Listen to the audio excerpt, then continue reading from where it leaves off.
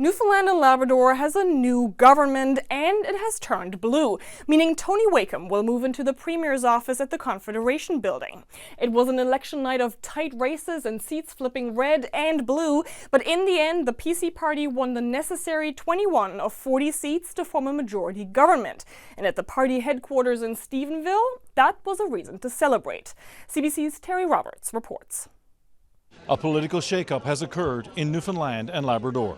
After 10 years of Liberal governance, the tide has turned and the PCs have won a majority.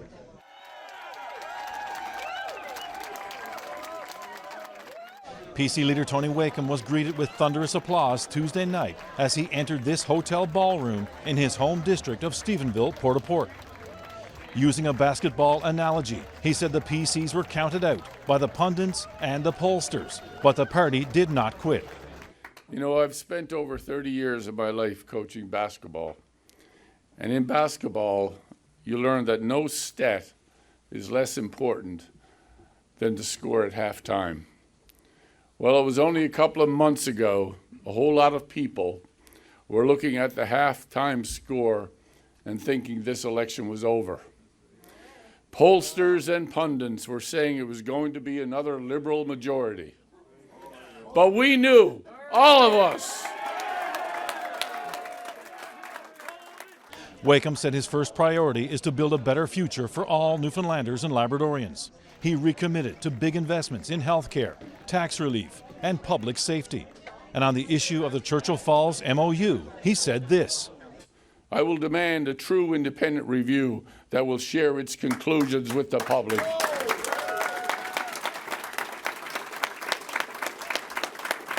I will use that review to fix this deal or demand a better one. And given the generational stakes, I will not sign any deal that Newfoundlanders and Labradorians do not approve in a referendum. Exactly 2 years ago, Tony Wakeham was selected as leader of the PC party.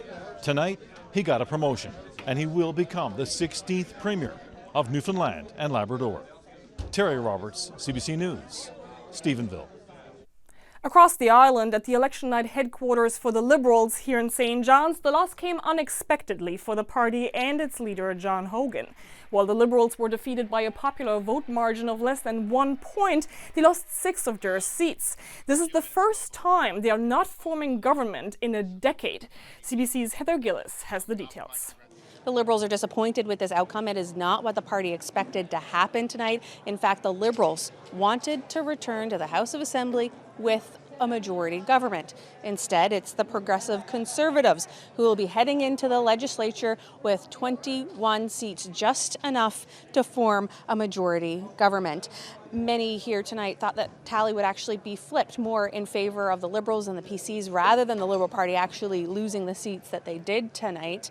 John Hogan didn't speak to media after his speech this evening. However, he did concede to the Progressive Conservatives, and he had some advice for that party about the Churchill Falls deal. Here's what he had to say.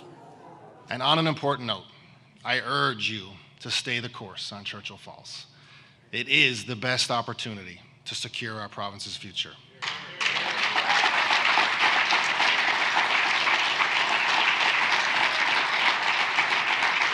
So listen to the experts, because there is no better deal, but there is a better future for our province. Obviously, the Liberals now will have to pause and reflect about what led to this outcome tonight, as the Liberals are now poised to form opposition. Heather Gillis, CBC News, St. John's. Meanwhile, at the NDP headquarters a few minutes up the road, it was an entirely different atmosphere. Party leader Jim Dinn was celebrated like a winner. That's even though the party only received 8.4% of the vote, which was still a very slight improvement from the last provincial election. 2 NDP candidates will head to the legislature, but on stage Tuesday night, Dinn thanked all his candidates for their campaign work. I am deeply thankful and I'm incredibly proud of all of you. I really am. It's the thing that inspired me significantly throughout this campaign, that we had a good campaign. It was well noted. When you get one of the leaders after the debate reaching out to say we ran a really good campaign. That's high praise coming from your competitors. So good job on all of you. Now, let's take a look at some of the districts across the province. All 14 incumbent PC-MHAs will return to the House of Assembly. One of them is Chris Tibbs, who has held the seat for Grand Falls-Windsor Buckins since 2019. He was challenged by Liberal Barry Manuel, the former mayor of Grand Falls-Windsor, but was able to stay put. I've stood and I've stand tall for my constituents. I've spoken on their behalf over and over again. I have no fear of speaking on their behalf, and I'll continue to do so. You know, we heard all the healthcare issues, cost of living issues, and at the end of the day, we want to make sure that Newfoundlanders and Labradorians are taken care of and can live a reasonable life. Of course, 10 seats were up for grabs as the incumbent MHAs had announced they would not run for re-election. The PCs were able to pick up 5 of them, like the seat of former NDP MHA Jordan Brown in Labrador West, and the district of Lake Melville, previously held by independent MHA Perry Trimper. That district is now blue for the first time since 2015. And that's also the last time PC candidate and former MHA Keith Russell represented the district. He won the seat back with 55.4% of the vote. We've had a wonderful night here. We had a great crowd here, and people they're genuinely happy for the result here in Lake Melville. And biggest priorities, you know, what is the most change you want to see? What areas? We've got to see massive change in healthcare. Massive change, and we've got to see a lot of action on the ground to address the crime, the drugs. We've got a lot of stuff that we've got to do, and it's going to take a lot of people in the field to do that. That now makes all of Labrador Progressive Conservative except for Cartwright Lanza-Clare. There were some surprises last night too, like in the district of St. Barb, Lanza Meadows, where PC candidate Andrea Barber won the seat from Liberal MHA and Cabinet Minister Krista-Lynn Howell. That district had been red since 2015. And St. John's East Kitty Vitty has also changed color. It is orange once again after former St. John's Deputy Mayor Sheila O'Leary won the seat. The district had previously been held by the party until 2021, when Liberal John Abbott took it from NDP's Alison Coffin.